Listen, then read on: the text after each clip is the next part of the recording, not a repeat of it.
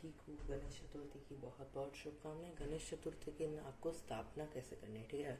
आप चौकी बिछा ले, उसके बाद लाल पीले रंग का वस्त्र बिछा ले। उसके बाद आपको थोड़े से चावलों का आसन देना है 4 जगह पे, ठीक है। और फिर अष्टदल कमल बनाना है। आप चाहे तो सिर्फ चावलों की ढेरी भी आप रख सकते हो, ठीक है। इन दोनों में से आप कुछ भी कर रहे हैं, चावलों की ढेरी लगा लें, या आप चाहे तो फिर अष्टदल कमल भी आप बना सकते हो। मैंने यहाँ पे सिर्फ ढेरी लगा ली है। उसके बाद जो भी आपने प्रतिमा खरीदी है, आपने स्वयं बनाई है मिट्टी की, उनको आपको स्थापित करना है। इनका मुख आप ढक लिए। अगर आपने नहीं ढका तो बिना ढके हुए भी आप पूजन कर सकते हो, पूजन स्थापना कर सकते हो, ठीक है।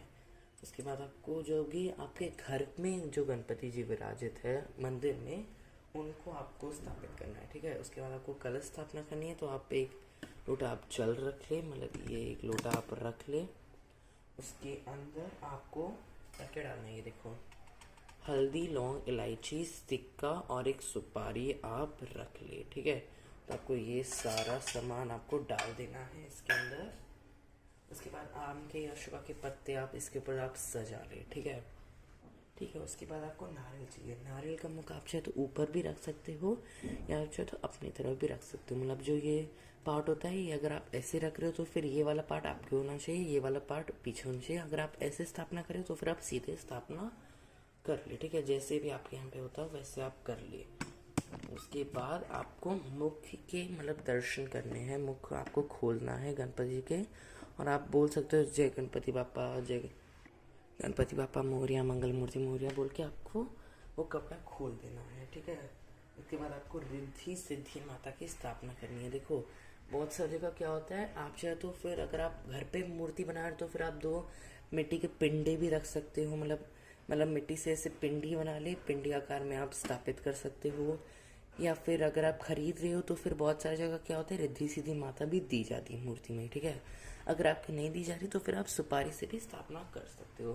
फिर आपको हाथ जोड़ के, महाराज हे गणपति बापा मोरया, आप हमारे घर पे इतने दिन तक रुके, आप जितने दिन की भी स्थापना करो उसका भी आप संकल्प ले कि मैं आपके इतने दिन तक सेवा करूँगा करूँगा, आप मेरे सेवा को स्वीकार करें और मुझे फल दे, ठीक है।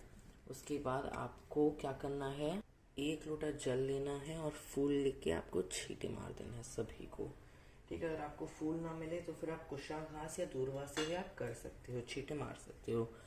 उसके बाद आपको एक दीपक जला देना है, दीपक आपको जला देना है, पीतल का या तांबे का या स्टील का, जो भी आपको दीपक मिले वो भी आप जला सकते हो। आप चाहे तो मिट्टी का भी आप एक दीपक आप जला सकते हो, ठीक है। जो भी आपको दीपक मिल जाए वो वाला आप जला दें, ठीक है। जलाने के बाद अभी हम सभी को कलावा समर्पित कर देंगे। अब गणपति जी को भी आप जनेऊ भी समर्पित कर दे गणपति जी को। पर अगर आपको जनेऊ ना मिले तो 7 बार आप कलावे को लपेट के आप जनेऊ बना सकते हो, ठीक है। सभी को आप कलावा समर्पित कर दें। और जित आपने 2 गणपति हो जाएंगे ना, एक आपके मंदिर का और एक जो मिट्टी से बने हैं वो, तो उन दोनों को आपको जनेऊ चढ़ाना है। और अगर आप चाहे तो कलश को भी आप चढ़ा सकते हो, ठीक है। उसके बाद आपको क्या करना है, सभी को आपको तिलक करना है। और मैं आपको एक और चीज़ बता दूं कि है ना, गणपति जी की आप जब भी आप मूर्ति लोगे तो जो सूंड है वो राइट के तरफ होनी चाहिए, मतलब सीधे के तरफ, ठीक है। मतलब राइट, मतलब गणपति जी के आप देख लेना राइट साइड वाले सूंड वाले गणपति जी आपको लाने हैं। फिर रोली से, हल्दी से सभी को तिलक कर दे और एकदम ध्यान से करे, मूर्तियाँ हिलनी या सुपारी भी हिलनी नहीं चाहिए। उसके बाद आप चावल समर्पित कर दे। उसके बाद देखो आप कलश को भी है ना, आप कलश के ऊपर भी आप स्वास्तिक बना लें, ठीक है। स्वास्तिक बहुत शुभ चिन्ह होता है, तो फिर आप रोली से या आप चंदन से भी आप स्वास्तिक बना सकते हैं, और आप चंदन से भी आप तिलक ज़रूर कर लें।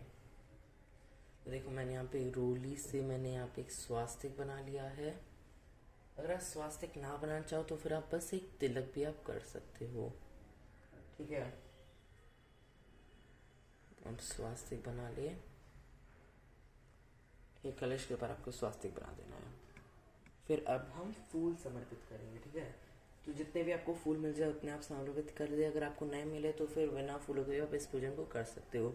और दूर्वा घास भी आप समर्पित ज़रूर कर दें। मुझे नहीं मिले पर आपको ज़रूर मिल जाएंगे, क्योंकि गणपति के समय बहुत सारे दूर्वा घास आपको मिल जाएंगे मार्केट में भी, और फिर आप चाहे तो कोई गार्डन से भी आप ला सकते हो। ठीक है, तो आप स्थापित कर लें।